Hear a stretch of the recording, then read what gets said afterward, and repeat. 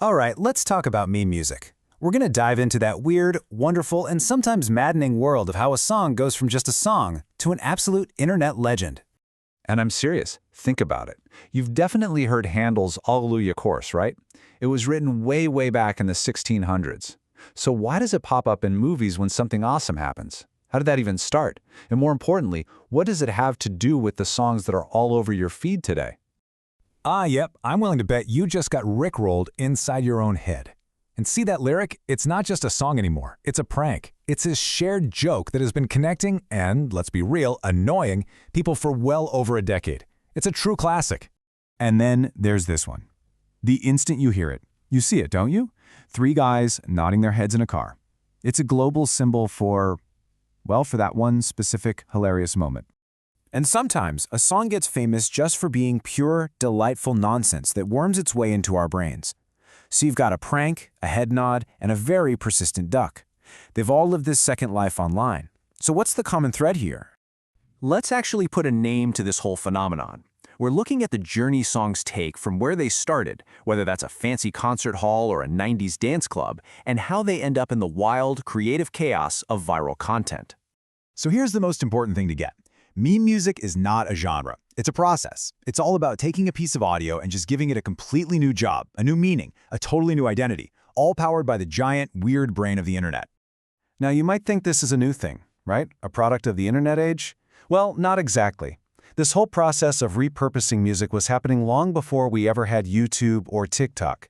These are what you could call the accidental classics. I mean, just look at this lineup. It's wild. You've got a religious masterpiece from the 1680s that became the go-to sound for a slow-motion victory, a classic 50s doo-wop song that's now the backdrop for 1 million videos, a 70s disco track about a Russian mystic became a huge dance challenge, and a 60s folk song about loneliness, well, it found a whole new career path. And this right here perfectly explains the whole idea. Simon and Garfunkel wrote this incredibly deep song about this national sense of loss and the inability to communicate.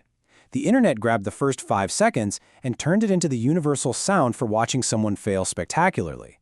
The original meaning is still there, of course, but now it has to share the spotlight with its funnier, mimetic twin. Okay, let's jump forward. Early 2000s. This is when everything changed.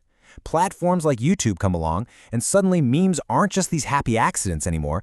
Now they could be shared, copied, and twisted into new forms faster than ever before. It was like the Wild West. And songs like this one, they really set the tone. It was fun, it was a little bit cheeky, and it was ridiculously catchy. The YouTube era loved songs that didn't take themselves too seriously and were super easy to loop or make parodies of. You can kind of see the different ways a song could blow up back then. You had your single-purpose memes like Rickrolling, which was all about the prank. You had these simple, story-driven things like the Duck song that were just impossible to forget. You had your high-energy tracks like You Can't Touch This, that became the unofficial soundtrack for every gaming montage. And then you had songs that felt like they were literally engineered in a lab to get stuck in your head, like the Gummy Bear song. It was just a total creative explosion. And just when we thought we had it all figured out, everything got faster. The rise of short-form video, led by TikTok, didn't just change the speed of memes, it changed their fundamental DNA. This number, this is everything. 15 seconds. The entire life of a cultural moment. A joke, a dance, a trend, is now crammed into these tiny, looping bits of sound. There's no time for a slow build. A song has to grab you by the ears in, like, the first 2 seconds, or it's gone. This leads to what you call the snippet effect. So, a song like Astronomia was around for years, right?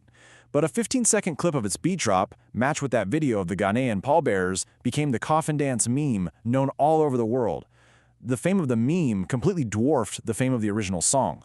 The little piece became way bigger than the whole thing. This era also gave us songs that were created for the sole purpose of becoming a meme. PPAPA. I mean, it had no deep meaning. It was designed from the ground up to be completely nonsensical, repetitive, and just perfect for short, goofy videos. It was pure meme bait, and boy did it work. And that brings us right up to today, to the peak of internet absurdity. We have sounds, usually from really obscure places, that are completely stripped of all their original meaning. It's not about the music anymore, it's not even about the words, it's just about the chaotic energy. It's a pure vibe that's funny or weird for reasons we can't even really explain. So we've gone from the 1680s all the way to today. What's the big takeaway? I mean, why does tracking the life of a silly song on the internet actually matter? Well, because it's like holding up a mirror to how we communicate and how we build culture now. What this whole evolution shows us is that music isn't just something an artist broadcasts to us anymore. It's a conversation. We talk back, we remix, we redefine what a song even means. It shows us that context is totally up for grabs. A sad song can become hilarious. A serious one can become absurd. The life of a hit song is now measured in days, not months. And maybe the biggest thing is that pure, unfiltered absurdity has become a kind of universal language.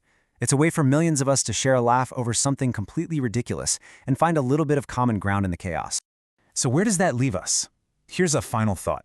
In a world where a 15-second sound can reach 1 billion people before an album ever comes out, is it possible the next global superstar isn't in a recording studio right now? Could they just be a forgotten soundbite on someone's phone, just waiting for the internet to find them and give them a whole new life?